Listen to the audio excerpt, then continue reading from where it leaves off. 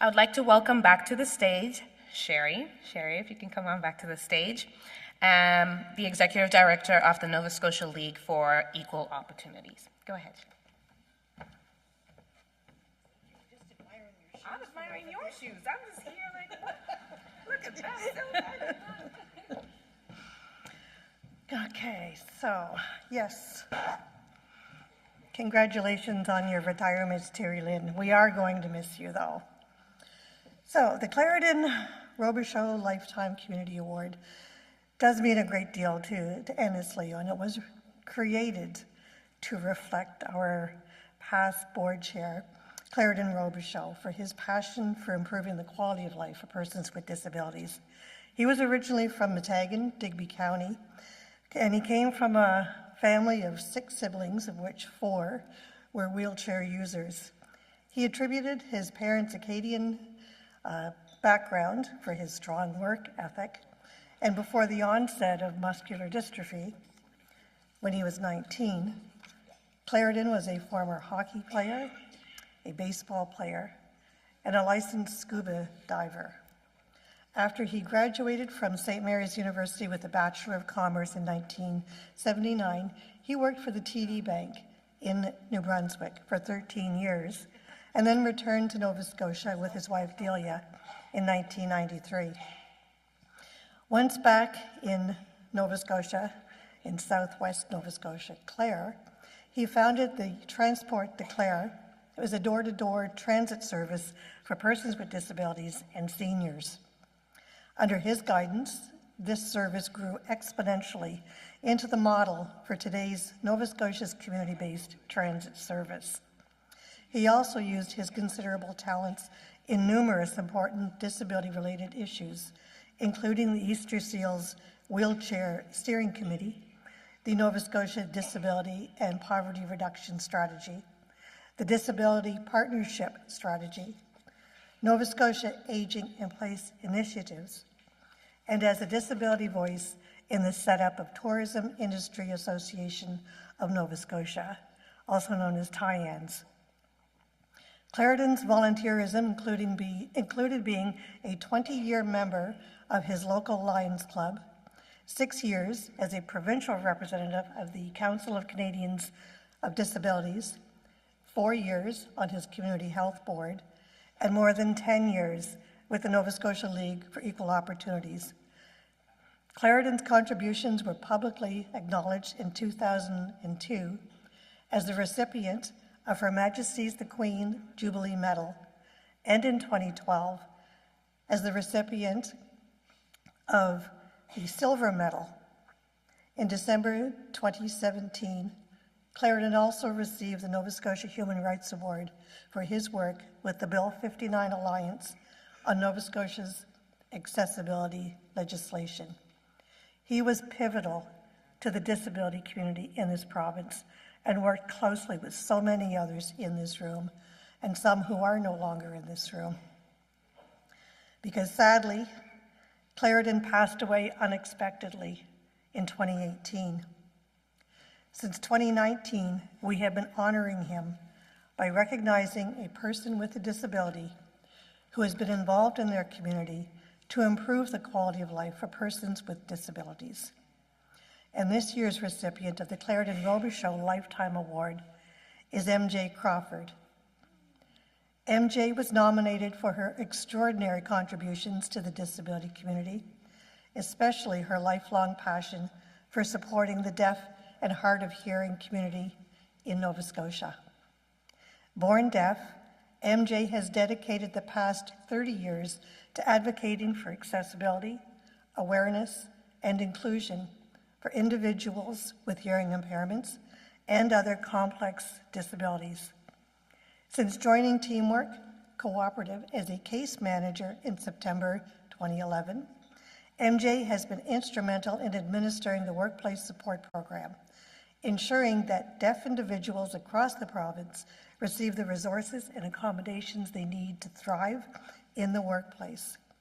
She has also supported many other clients with disabilities on their paths to employment through skills training, resource navigation, and her steadfast commitment to helping them assess and achieve their next steps in career development.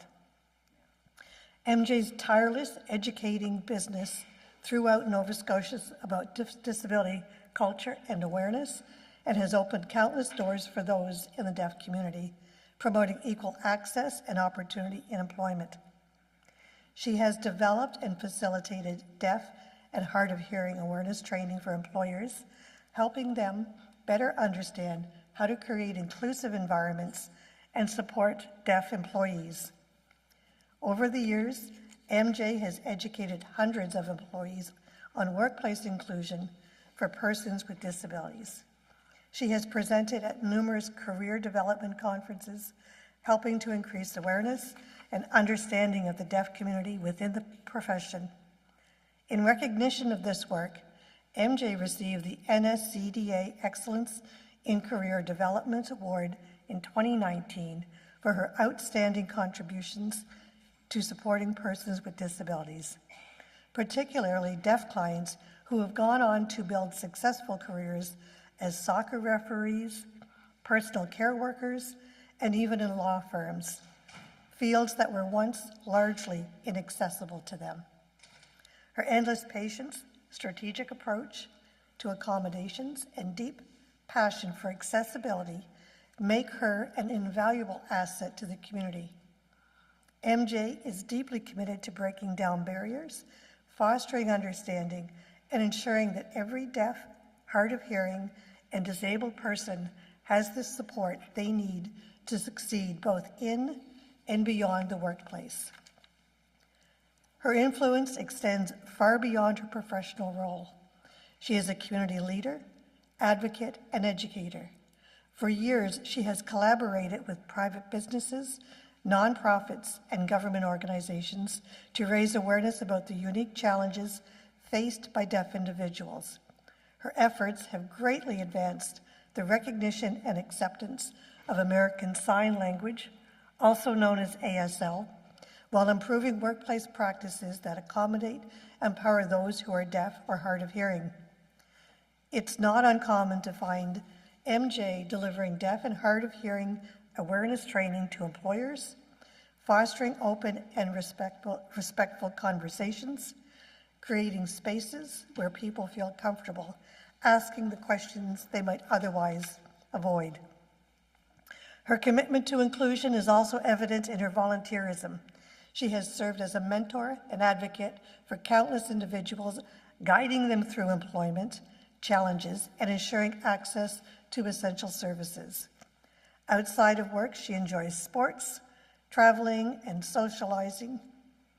She maintains a vibrant presence in the deaf community and frequently joins gatherings with peers and coworkers, even with interpreters or ASL users when they're not present.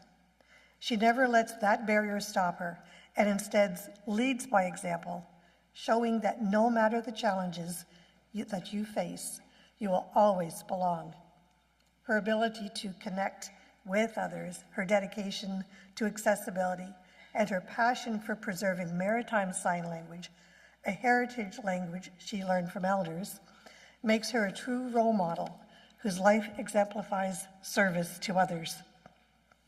Whether it's helping someone with hearing aids as they couldn't afford, helping them hear birds sing for the first time, or tirelessly supporting a deaf client to be accepted into a welding program, ultimately becoming the first deaf welder at Irving, MJ is always there for her community. Her compassion, determination, and belief in others have opened doors once thought to be closed.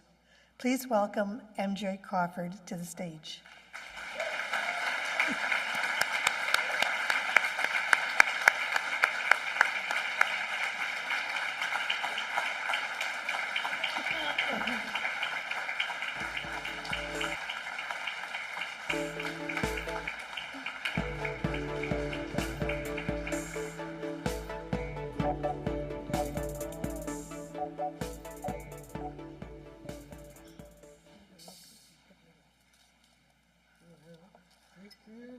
Thank you so much.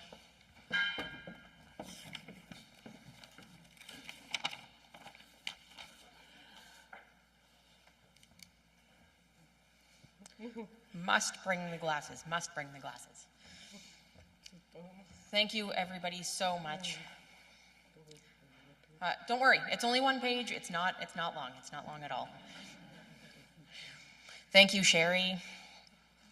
When I first found out, I received an email, and I went, NSLEO emailed me. I opened it, and when I had found out that they had picked me for the award, I was completely shocked.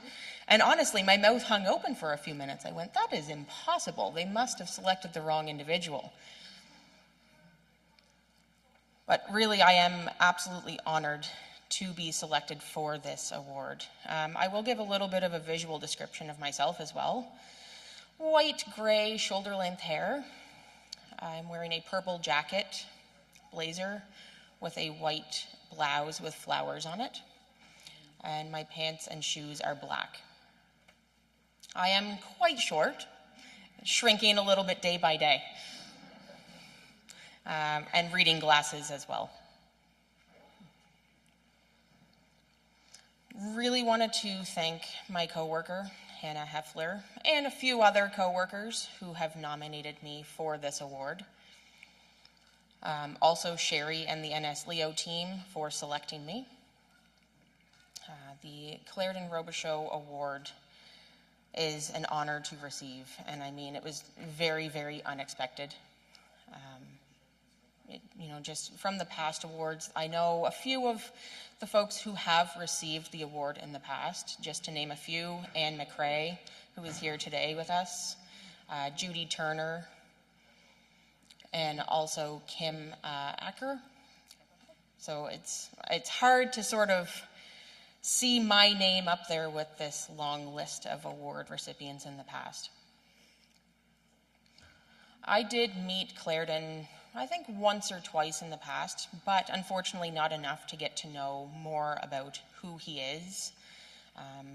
And unfortunately, his life did take another path as well. I want to recognize, though, his work and his efforts in many different ways at many different organizations and agencies, trying to break down these barriers that people with disabilities face. Working with Bill 59 as well, making that pathway for us today to become more accessible. Community, employment, education, recreation, I'm sure the list goes on. He had a long-lasting impact. So just wanted to recognize his efforts in that. And also some of the committee members for Bill 59 as well, a huge success. And now, as we're inching closer to the year 2030, I mean, we're coming into 2026 already. That's just a few weeks away. And we may not be fully accessible as of yet, but we are definitely a work in progress and working towards that ultimate goal. That is going to allow us to enjoy different things. For example, a Broadway show. I was able to enjoy that with my daughter recently because there were interpreters there and readily available, which was lovely. And maybe participating in card making classes with interpreters there, or accommodating in different communication needs as well. Going to political debates, being able to watch and see that there are interpreters there to get the best information, who I should be voting for. The same equal access as everyone and having everybody included. My workplace, I have to say, I get a lot of inspiration from there, my clients, staff, whatever, whether that be a small thing, it's still very, very crucial for the success and seeing these stories. It's amazing to see, whether that be looking for a job, finding a job, maybe finding, the proper device that will work for that person, that will help them in their workplace and accommodations, or a successful training program that they've completed, or having a permanent, full-time, meaningful job. Sometimes it may take just a short time to find a job. Sometimes there are extra challenges and struggles, and we have to sort of become creative, or maybe even somebody getting their first dream job, that one that they've always dreamt of having. Our deaf and hard of hearing community, certainly, we have a lot of work and a lot of effort to break down these barriers. A lot of advocacy has to happen just to get a better understanding of what we need in terms of accessibility and what communication looks like for us. And there are a lot of different ways that we have to approach that, whether that be in the workplace, education, recreation, but again, just hoping that people without disabilities will try more. They will take that time rather than us having to drive in and make all of the efforts, hoping that they will take on some of that responsibility. Having that understanding, that compassion, the willingness to learn and listen, and again, collaboration with us, the folks with disabilities. That will make a huge impact and will definitely help with change. Marcus, my executive director, had just said about that collaboration piece, the nothing without us, or without us, about us, and that will see us thrive. Again, that really good quote, nothing about us, without us. I think that is the driving factor behind us. That quote certainly connects, because without support for the deaf community, without teamwork, the staff, the clients, the employers, agencies, organizations, and of course my family I have to recognize as well, I would not be where I am today. And they are the inspiration. They keep me going. They keep that motivation. And again, I am very, very honored to be standing here in front of you all today, so thank you again.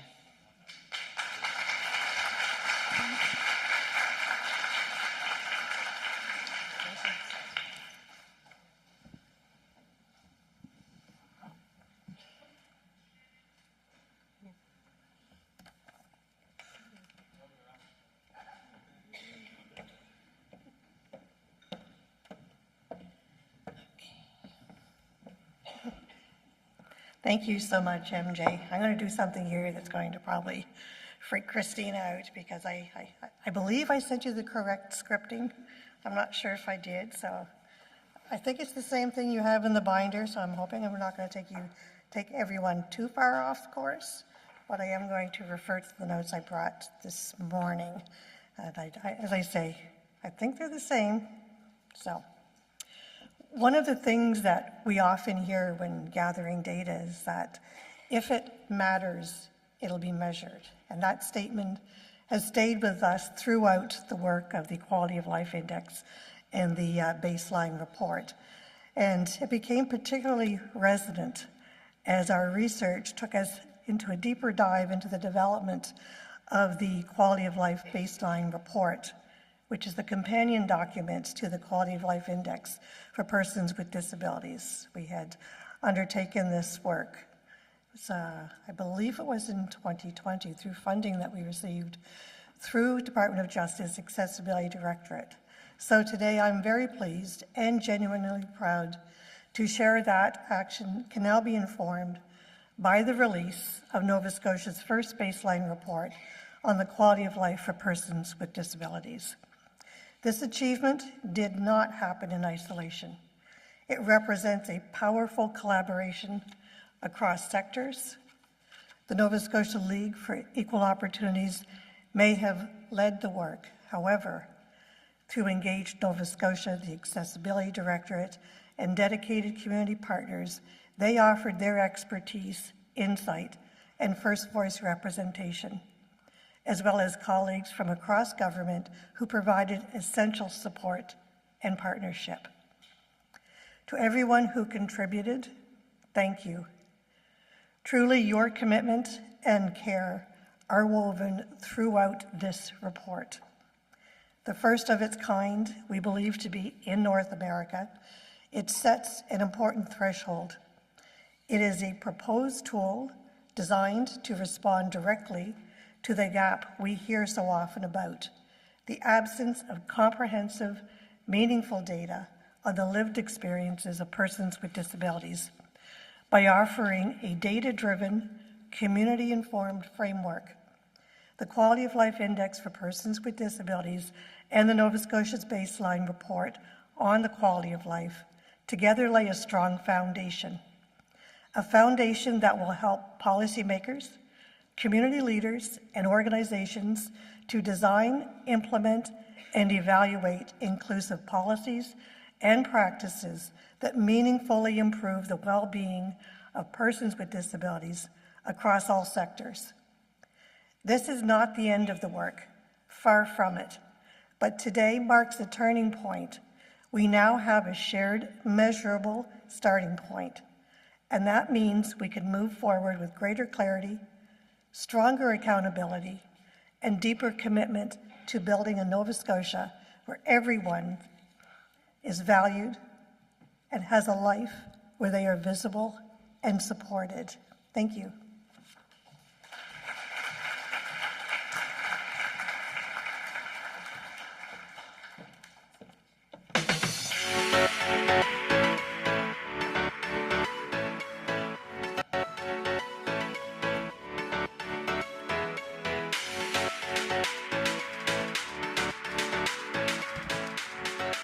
Alrighty, thank you so much, Sherry, and congratulations again to you, MJ. What a wonderful work you have been doing. Thank you so much.